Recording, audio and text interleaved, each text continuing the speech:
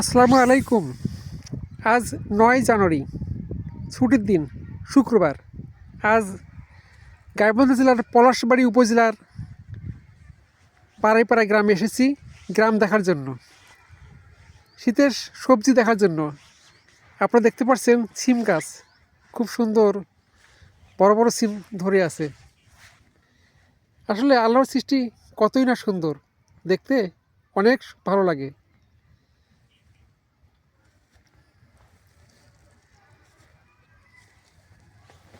মানুষ আগে বাসায় আশেপাশে সিম চাষ করতো, কিন্তু এখন বাণিজ্যিকভাবে তারা জমিতে বিঘের পর বিঘে সিম চাষ করে।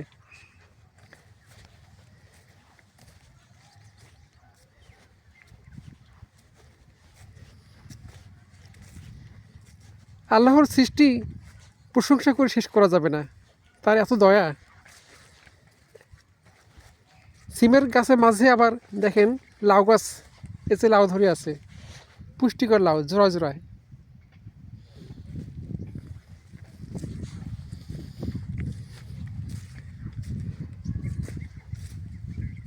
সামনে পটলের মাচান, এখানে অনেক পটল ধরে আছে। অবশ্য পটল অনেক না, কিছু কম মনে হচ্ছে আর কি। পটলের যৌবন শেষ, সিমের যৌবন শুরু।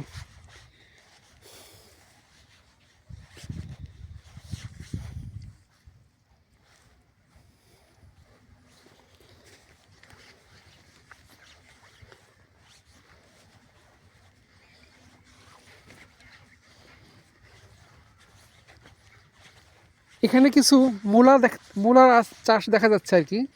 বড় বড় মূলা নয়, ছোটো ছোটো মূলা, অর্থাৎ বড় বড় মূলাগুলো সম্ভবত বিক্রি হয়ে গেছে, কিংবা জমির মালিক এগুলো খেয়ে ফেলছে।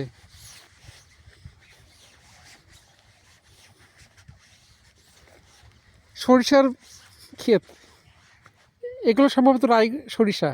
ফুল একসময় ফুটেছিল, এখন ফুল থেকে বীজ সরিষার অঙ্কুরিত হয়েছে।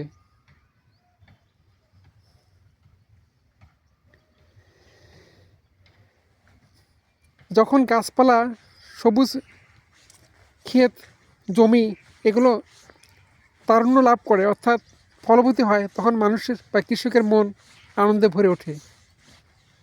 আবার যখন এগুলো শুকিয়ে যায়, তখন এগুলো জ্বালানিতে পরিণত হয়।